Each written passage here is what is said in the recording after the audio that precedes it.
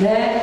Talvez eu não seja como ninguém é perfeito, né? Mas eu sirvo a um Deus perfeito, né? E saber que a gente serve a esse Deus tão perfeito, né, nos faz sentir vontade de falar e testificar daquilo que Ele faz em nossas vidas.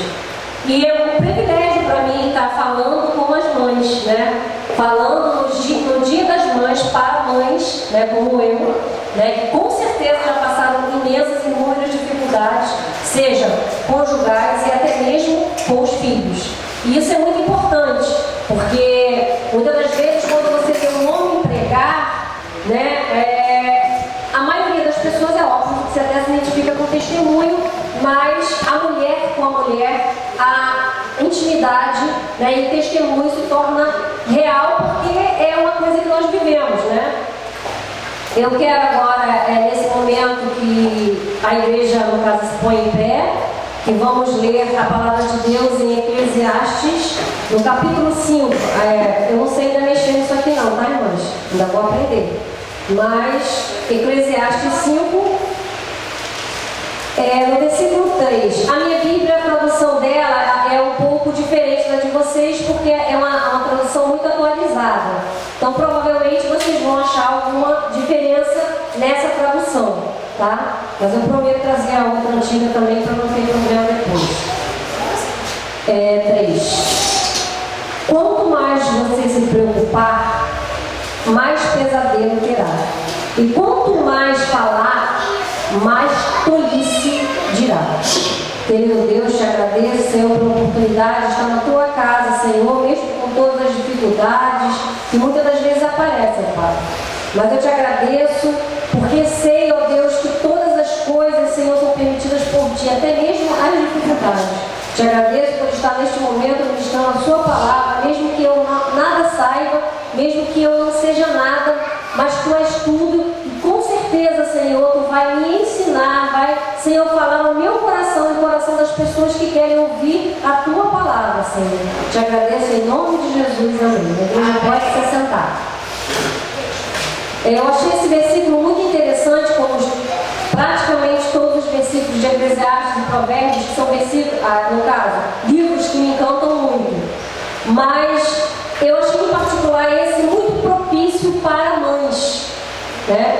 Porque muitas das vezes nós realmente nos preocupamos demasiadamente, né? Qual a mãe que não se preocupa, né? Qual a mãe, qual a mulher que não se preocupa com alguma coisa que esteja acontecendo no seu lar, né?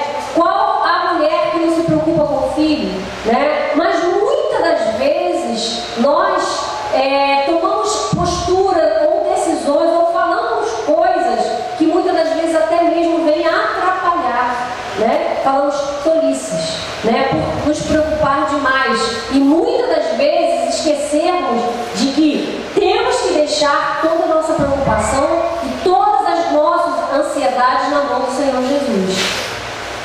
Eu quero testemunhar, né? Também aproveitando o gancho da pregação, sobre a minha vida, a vida dos meus filhos, a vida do meu marido, Manuel, né? O que o Senhor tem feito nas nossas vidas. É óbvio que são várias e inúmeras experiências.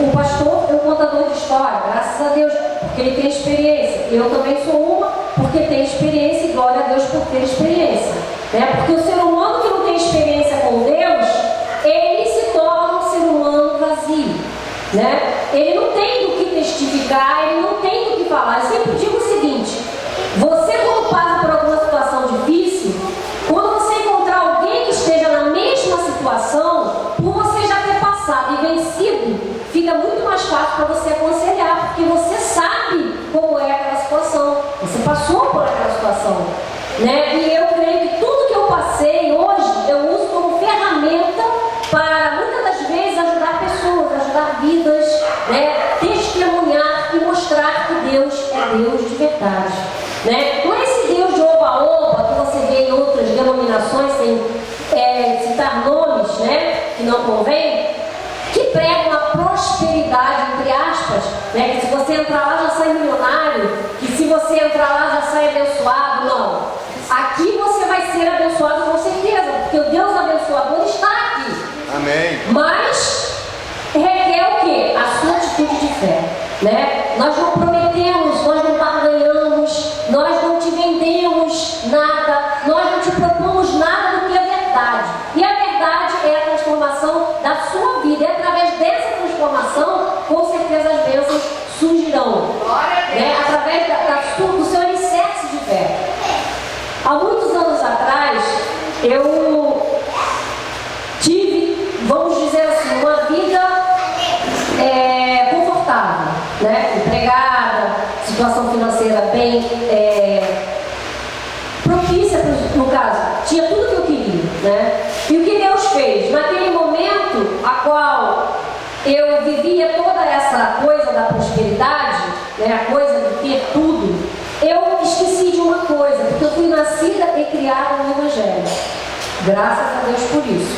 Não é desmerecendo quem não nasceu, porque quem não nasceu pode nascer de novo, né? Então, mas graças a Deus eu fui criada, entre aspas, no berço evangélico, não pela minha mãe e nem pelo meu pai. Meu pai era ateu, minha mãe desviada, mas através da minha avó, eu conhecia esse Jesus nessa idade aí que vocês acham muitas das vezes que não tem importância uma criança vir à igreja. Mas essa idade o Senhor já chama.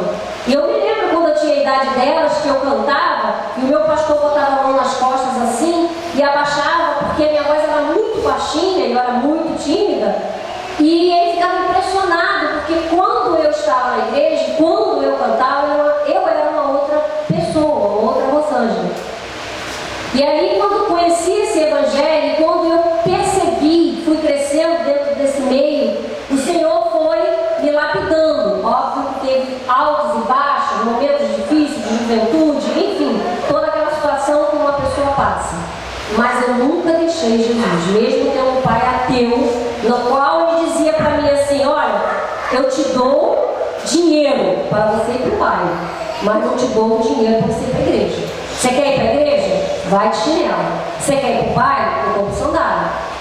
Então eu falava: pai, eu quero ir para a igreja. E graças a Deus eu não perdi nada, né? Enquanto para muitos poderia ser assim: ela está perdendo uma juventude, digamos, eu estava ganhando isso com Deus, essa experiência com Deus. E eu, na minha juventude, naquele afã de agradar a Deus, é óbvio que você se entrega totalmente, e muitas das vezes nós cometemos até mesmo alguns erros espirituais. E eu cometi um, que era muitas das vezes votar algo que eu achava que podia cumprir e não conseguia porque era jovem. Então eu coloquei a minha vida à disposição de Deus, a tal ponto de que eu disse que eu faria tudo por Ele. Tudo por Ele. Sendo que Deus me colocou nessa situação. Eu me casei, fui embora para o Mato Grosso do Sul, lá fiquei. E uma coisa eu comecei a fazer que não era aquilo que eu tinha proposto, que era me afastar. Ou seja, tudo que eu havia proposto, eu já não estava mais fazendo. Eu comecei a me afastar daquele objetivo que eu tinha. E aí Deus começou a me provar de uma certa forma, porque como toda mãe corrige o filho, como todo pai corrige o filho, Deus ama e também corrige. Muitas das vezes Ele nem corrige, Ele deixa. Ele deixa você caminhar, tropeçar, levantar e vai te chamar por Ele. E Ele vai estar pronto a te levantar novamente. Então, naquele momento, eu passei sérias dificuldades, perdi tudo. De empregada, de vida confortável, eu fui trabalhar na Central do Brasil de Camelô. Né? Uma pessoa que nunca havia trabalhado. Meu pai era bancário, ganhava muito bem, nossa vida financeira era uma vida muito boa. Eu, com 18 anos, não sabia o que era sair, porque meu pai me paparicava, não deixava eu sair sozinha. Enfim, a minha vida era toda regrada. Então ele me controlava, tipo assim, não deixava eu sair, entendeu? Mas ele me impedia de ir à igreja. Se eu quisesse ir à igreja, eu ia com a roupa do jeito que eu tinha. Hoje eu estou vendo comemorar-se o Dia das Mães, mas a minha mãe, ela falava assim: hoje, se você arrumar a casa, você vai ao culto. Aí eu arrumava a casa, limpava tudo, fazia faxina, limpava tudo. Quando chegava no final do dia, que eu estava estourada, e muitas das vezes até descansava no banheiro, porque o cansaço era tanto que eu não conseguia, muitas das vezes, ficar de pé, sendo adolescente. Ela não deixava. Mas isso não me fez desanimar de Jesus. Isso cada vez mais me alimentava e me fortalecia. O que eu entendi é que aquelas lutas serviam cada ser. Então, foi um choque para mim, entendeu? Ter que trabalhar. Eu nunca tinha trabalhado tipo de nada na vida, porque eu trabalhava dentro de casa, né? E minha mãe sempre falava que eu tinha que aprender as coisas domésticas. Estudo, nem pensar, porque mulher tem que lavar, passar e cozinhar, mais nada. E eu ali fui criada nesse regime. E quando eu me casei, tive essa vida confortável, né? Que eu, no caso, deslumbrei e achei que é aquela vida, né, maravilhosa, e comecei a me esquecer de orar, de buscar, de frequentar. O frequentar é muito importante, porque no frequentar é que você ganha experiência, é que você se fortalece. E eu comecei a me afastar. E o Senhor começou a palestrar comigo, não que Ele me castigasse, porque Deus não castiga ninguém. E aí, naquele momento, eu perdi tudo. Tudo. Você imagina você ter uma casa e de repente você não ter um fogão.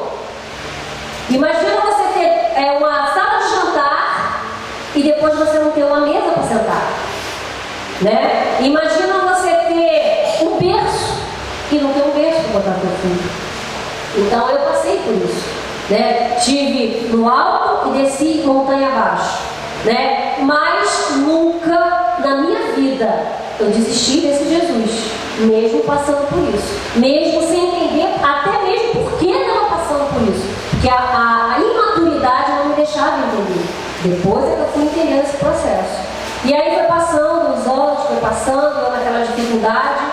E quando eu tive a minha filha do meio, eu me lembro que o médico virou para mim e falou o seguinte para mim: olha, você vai tomar esse remédio X e você não vai engravidar e tal, não vou fazer a sua ligadura, porque eu estava com tudo pago para fazer minha ligadura, sendo que o médico na última hora não quis fazer. Quando eu questionei chorando, por que o senhor não vai fazer? Ele virou para mim e falou: eu sou evangélico e eu não vou fazer porque eu tenho certeza que um dia você vai entender.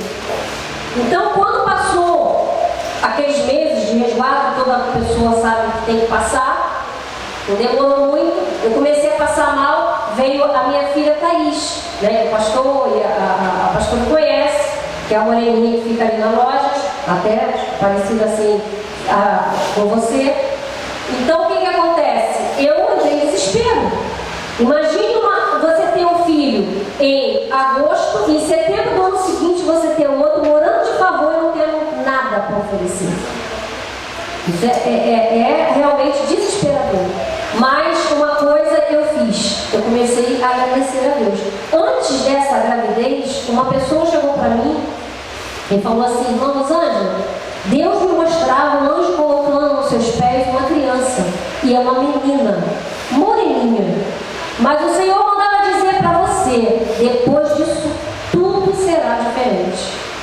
Aí eu ainda virei na época, porque eu já estava um pouco abalada, virei na época e ainda brinquei com a irmã. Falei: irmã, eu acho que a irmã comeu feijoada, deve ter dormido, de barriga cheia, teve um pesadelo, porque é impossível, não tem, é inconcebível, eu moro de favor. Eu moro num cômodo que dá uma cama, um colchão no chão, uma caminha de solteiro e caixas.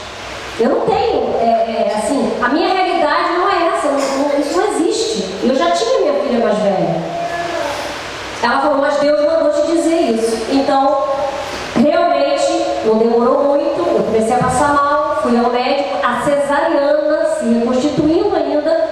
Quem fez enfermagem sabe muito bem que no mínimo de 2 a 3 anos, e a minha estava ainda em processo de cicatrização e eu grávida.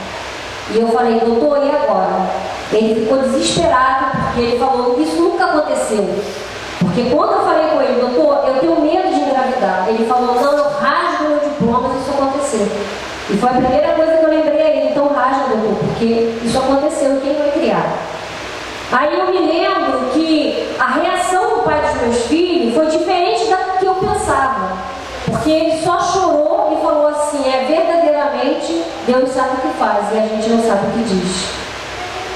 E ali naquele desespero, sem ter o que fazer, né, imagina você, mulher, mãe, se colocando na minha situação, ou para quem já passou mais ou menos parecido pelo que eu passei, na verdade, deve imaginar o que é isso. Você vê, no caso, chegando uma terceira filha, perspectiva de nada. Qual seria a minha perspectiva? Ele estava biruta, porque ele ficou completamente surtado. Né? Logo depois dessa notícia, ele surtou. Eu não tinha emprego. Então, qual a perspectiva que eu tinha? Nenhuma. Né? A única coisa que eu podia fazer era acreditar em Deus. Então, eu comecei a orar, dobrei o meu joelho, todos os dias orava, todos os dias buscava o Senhor no meu quarto.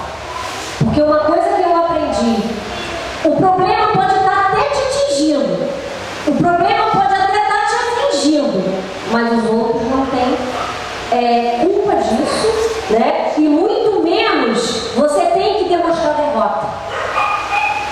Você não pode demonstrar derrota.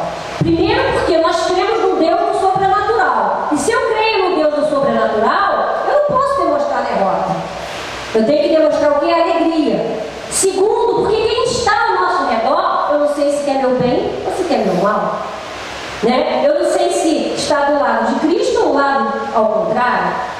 Então, quando você está cabisbaixo, você não sabe se a pessoa está com pena de você ou está rindo de você. Então, eu comecei a tomar essa postura. Então, quando alguém me perguntava, e aí, você tudo bem? Tudo bem? Ah, tudo bem. As pessoas ficavam assim, nossa, ela é irresponsável, é maluca. Como que está tudo bem? Tudo ruim. Eu fui vítima de várias vezes ser criticada por isso. Entendeu? De pessoas pararem para mim e falar assim, nossa, você precisa de um tratamento psicológico. Porque não é normal, acho que você está fugindo da realidade. Eu falei, não, eu não estou fugindo da realidade. Simplesmente eu creio no sobrenatural de Deus. Eu creio. Então ali eu comecei a orar, pedir ao Senhor dentro do meu quarto, porque eu já não tinha nem como ir à igreja, né? Quando de repente minha irmã ligou daqui de Cinco Marias, pedindo que queria falar comigo, eu vim, cheguei aqui, ela falou, Rosângela, tem um emprego para você na Barra da Tijuca, se você quiser, é onde eu trabalho, mas é de doméstica. Eu falei, Senhor, eu nunca trabalhei, mas tudo bem, vamos lá. Fui eu. Quando cheguei lá, para minha surpresa, não era nada mais, nada menos que um duplex. Um duplex. Só a sala da mulher na minha casa toda. Era 4 ambientes na sala. Então, Barra Mares, em frente a Zanambetiba. Quem conhece Zanambetiba sabe que os apartamentos lá, principalmente de alto luxo, é gigantesco. E era um duplex. Tinha piscina, tinha sauna, tinha banheiro de sauna, tinha banheiro no quarto das meninas, enfim. Era um mundo. Quando eu cheguei aqui, eu olhei aquilo, eu falei, Deus, meu Deus, Jesus, tem misericórdia, não vou entrar. Aí a mulher falou para mim assim, olha, você pode dormir um dia e outro para casa. Eu falei, tá bom. E a sua irmã faz a mesma coisa. De segunda a sexta, tá bom. E aí eu comecei. Eu não sabia, na verdade, nem mesmo por onde começar a fazer as coisas, porque era, né, muita coisa. Né? Quem cuida de casa sabe disso, né? Ainda mais casa dos outros. Quem já trabalhou de doméstica, com certeza sabe disso. Se você quebra alguma coisa, já viu, né? Dependendo da patroa, você tem que pagar. E aí eu fiquei naquele desespero para fazer aquilo tudo sozinha, sem saber como fazer, mas pedindo graça ao Senhor, orando a Deus, pedindo ao Senhor sabedoria, e comecei. Deus, que é o Deus sobrenatural, fez com que essa mulher caísse nas graças minhas.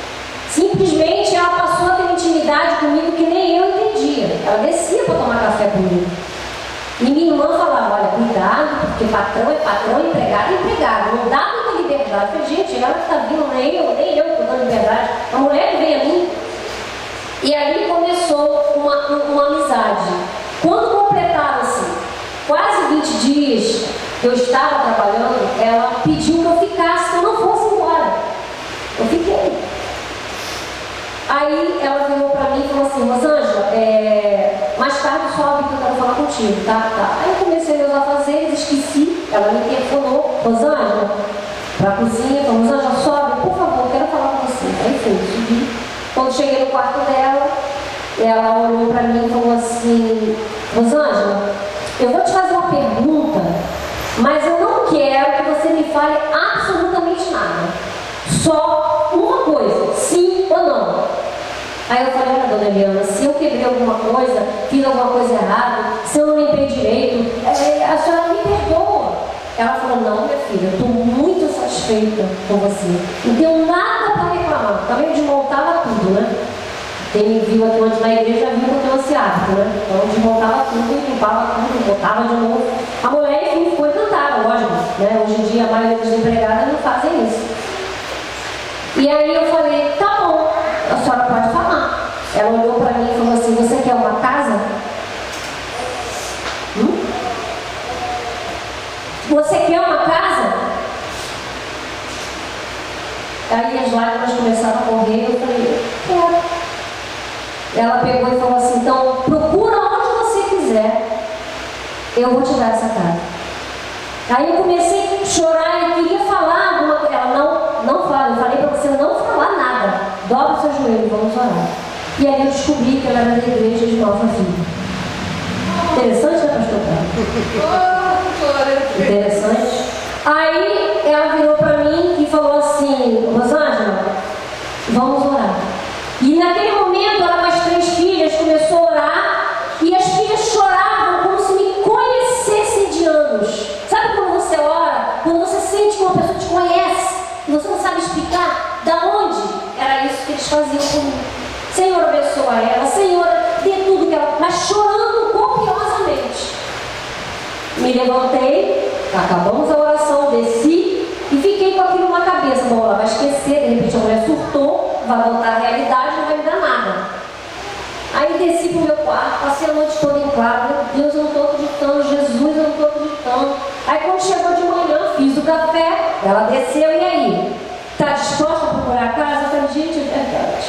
Ninguém pode, o negócio é sério. Eu falei, pô, então pode começar. Amanhã eu não quero que você venha, eu quero que você vá procurar a casa. Fui eu procurar a casa. Só que eu queria um lugar, que era Nova Iguaçu, e Deus falou, aí, fechou. Não, aqui eu não te quero. Aí comecei a procurar na Pedra de Guaratiba. Aí surgem os amigos, né? Ah, a história é aquela lá, 2 andares, a mulher vai pagar, né? Tem dinheiro, vai lá, tem história, aproveita! Falei, não, de jeito nenhum, eu não quero. Eu quero um lugar que dê para me acomodar os meus filhos. Para quem não tem nada, ter um cômodo é muito. E aí eu passando aqui na beira do valão, não sei se vocês são moradores antigos ou não, tinha uma pontezinha de cimento, que hoje, no caso, já é aberta ali na rua do João Gordo, né, onde o pessoal apelidou popularmente o João Gordo. Do lado de baixo tem uma casa, uma beira do valão ali, do lado de baixo. Logo assim que saía dessa ponte de cimento, era a minha casa. Tinha um varandão em volta, não tinha barraca igual é hoje, era uma varanda. E eu passando por ali, olhei aquela casa de Vence. Aí eu olhei e falei, nossa, que casa bonitinha. A pessoa que estava comigo, tá maluca? Na beira do balão? Tá vendo? É pobre mesmo. Pobre assim. Nasceu pra ficar, né? E aí ele falou o nome feio, né? Porque estava no balão, né? Imagina o que tem no balão.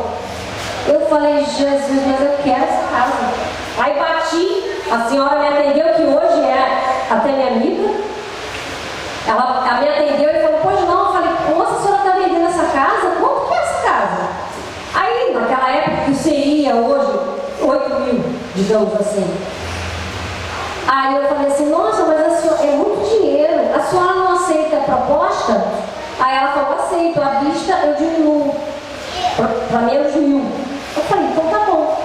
Eu negociando com a minha patroa, olha só. Jesus faz as coisas, a gente ainda quer negociar com ele, olha só. Aí eu fui para Nova Iguaçu porque eu não tinha coragem de olhar a mulher, porque eu falei, meu Deus, é muito dinheiro. Para quem não tinha nada, aquilo ali era um rio de dinheiro. Peguei o telefone no orelhão, antigamente, né? Não tinha a tecnologia de hoje. Peguei o orelhão e liguei, dona Liliane. Aí ela, minha filha, aí, conseguiu a casa? Consegui, dona Liliane, só que tem um problema. Qual? É muito caro.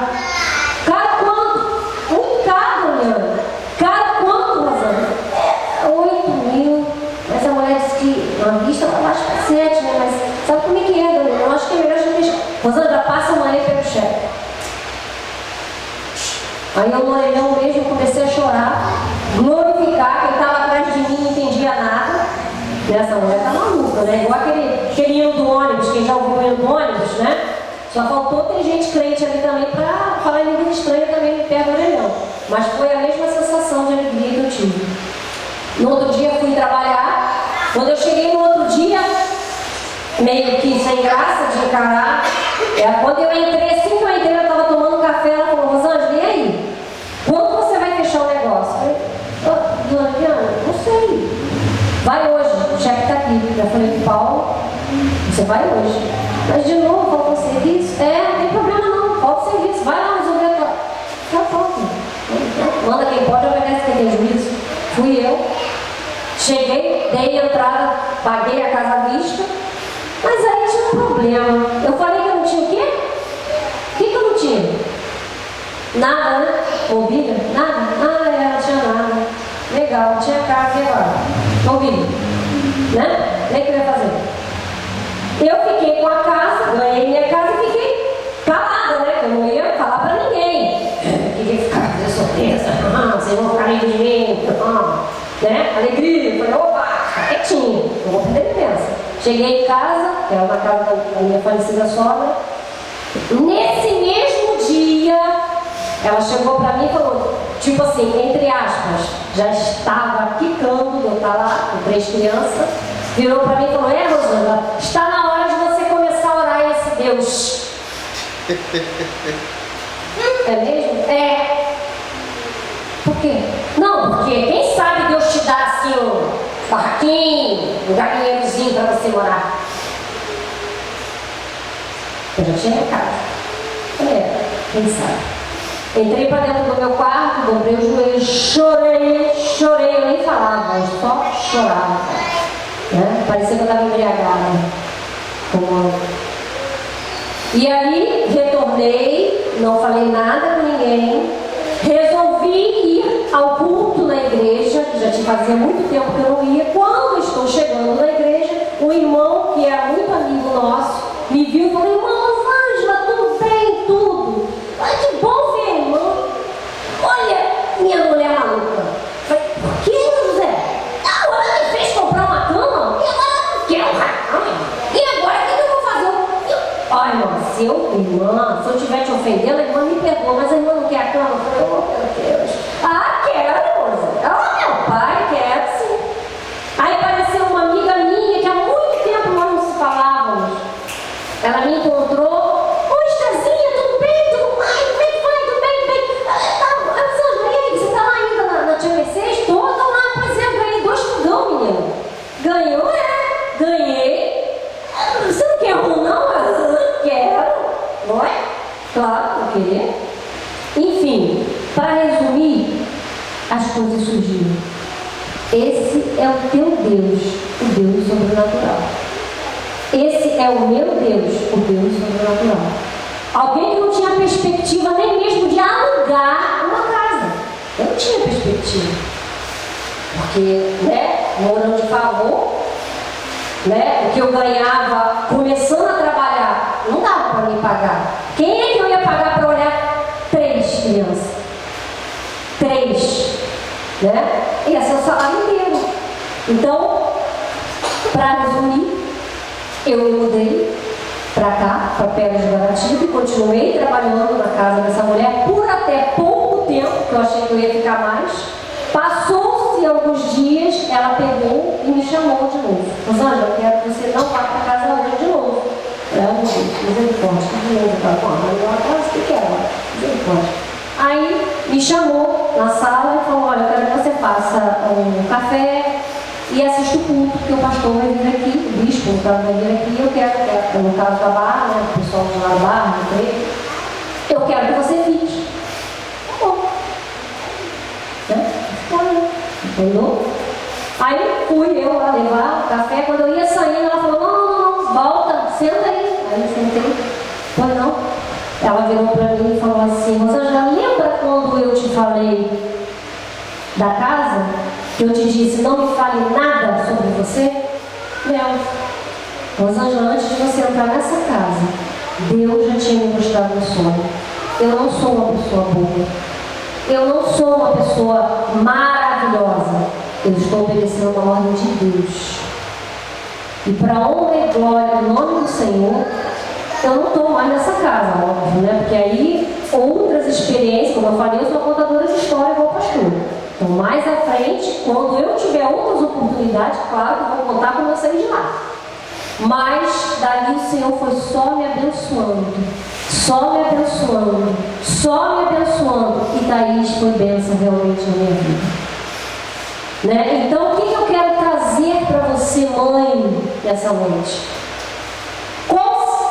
Qualquer que for a sua preocupação de filho, de marido, de situação financeira, o que for, saiba, Deus está no controle de tudo. Deus está no controle da situação. Deus está no controle da sua vida. Você não veio parar na igreja por acaso. Você não veio aqui fazer um número. Você não conheceu pessoas por acaso. Você não tomou atitudes por acaso. Você não agiu em benefício da obra de Deus por acaso. Não agiu. Você agiu porque o Espírito Santo moveu o teu coração. E você simplesmente tem também o chamado de Deus para a obra.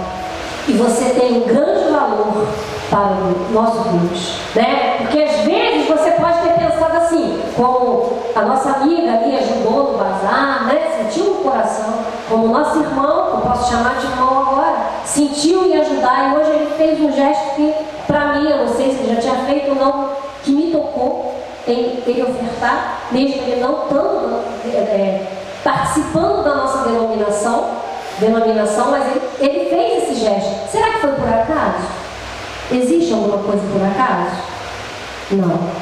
Deus te impulsionou, Deus te tocou, Deus fez perceber alguma coisa.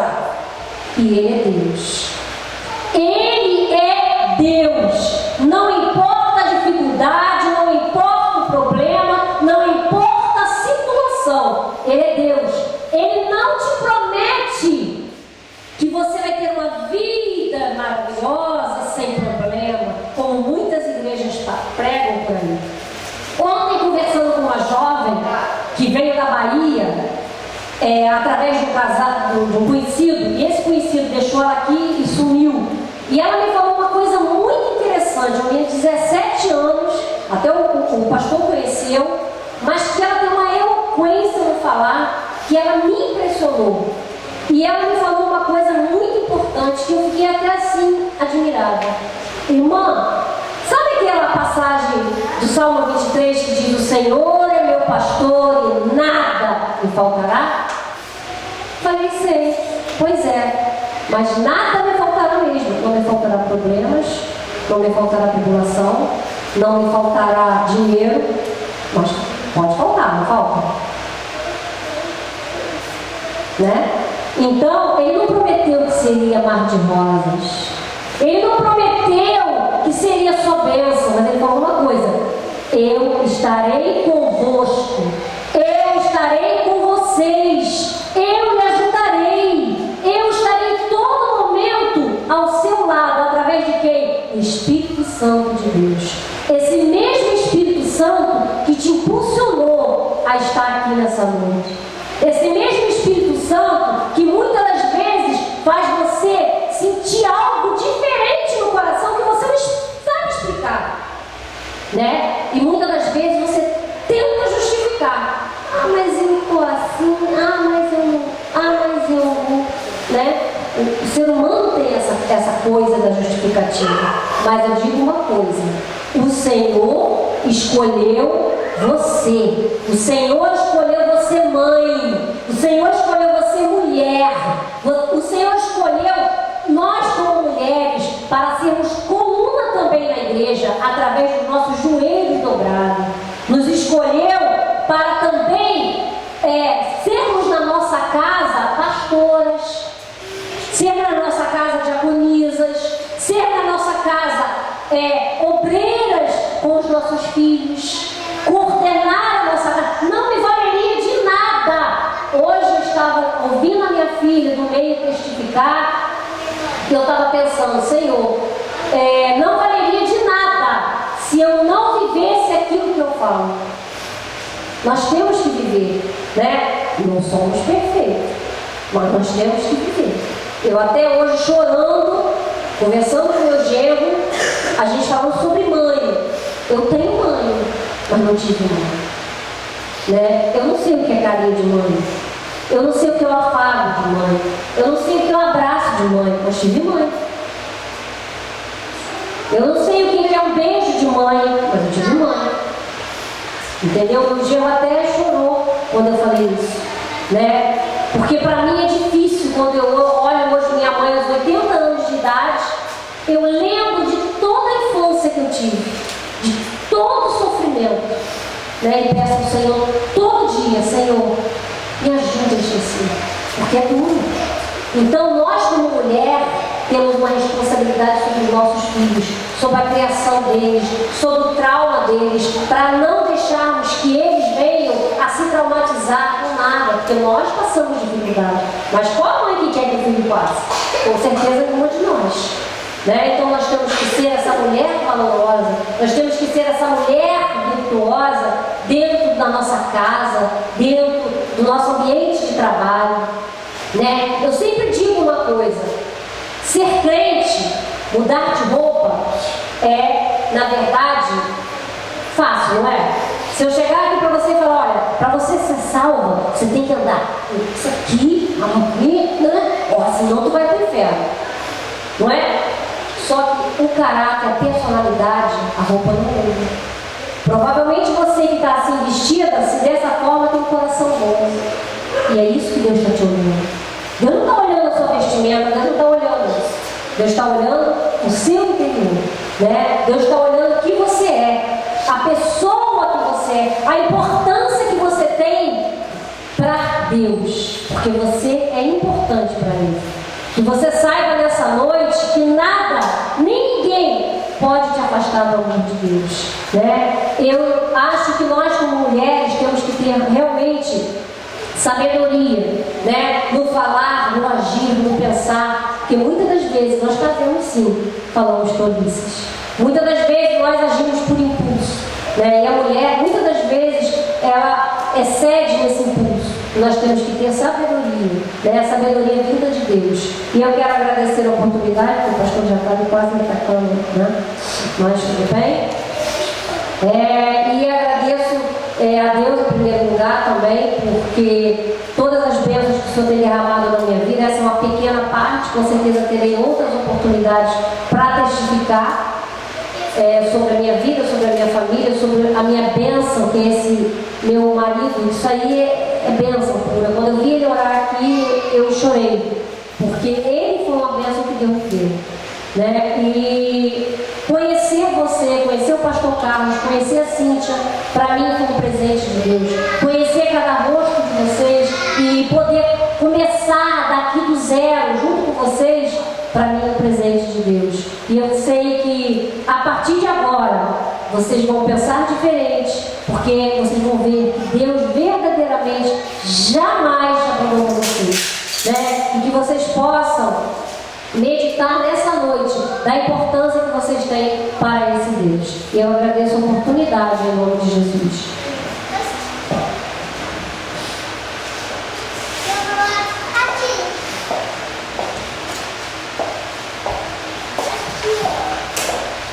Amém. Nós costumamos dizer que a nova vida, ela não tem doutrina sobre roupa, mas tem doutrina sobre caráter. Para ser crente, tem que ter caráter. Mais do que a roupa, é o proceder da pessoa. Amém? E quando os irmãos hoje vai ter essa oportunidade, o irmão Manel também se prepara, que quando vai ter a oportunidade de pegar, porque o altar é do Senhor. Né? E oportunidade não vai faltar. Até para Samara pregar. Samara fala pra caramba, né, Samara? Ela estava pendurada no brinco da mãe, né? Amém. Louvado seja o Senhor. Agora vou passar para minha esposa para dar continuidade aí à homenagem do Dia das Mães. Amém. Para isso eu preciso da ajuda da Ana Carolina, da Samara e da Ana Clara. Não. Oi? Tá, Raquel também. Eu Raquel também. Oi? Não. Você sabe o que eu estou fazendo? Meu Deus do céu, aquelas pequenininhas. Extensão. Que coisa.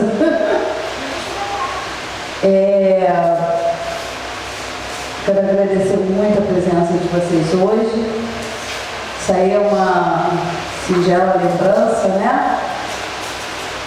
Na verdade, tem uma surpresa ali atrás também. Então, o que a Ana Carolina vai coordenar para mim? A flor e a surpresa. Tá, Ana Carolina? Fui lá, quando elas entregam as flores, você vai lá pegando outras surpresas. Preste atenção, Ana Clara, preste atenção, Samara, aqui na tia. Cada uma de vocês vai dar uma flor para uma mãe aqui presente, tá bom? E o Otávio, hoje a mamãe dele trabalhou, você vai dar uma flor para o Otávio. A mamãe do Leonardo trabalhou, você vai dar uma flor para o Leonardo, tá bom? Levar para a mamãe, enquanto a Ana Carolina pega lá atrás a outra surpresa. Enquanto isso, vocês vão assistir aqui um vídeo que eu te preparou para vocês.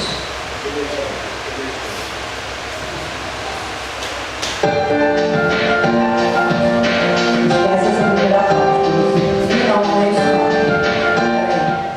Peraí. Aí a nossa. Era isso. Foi mal, tá? Viu, gente? Desculpa cada técnica. Não.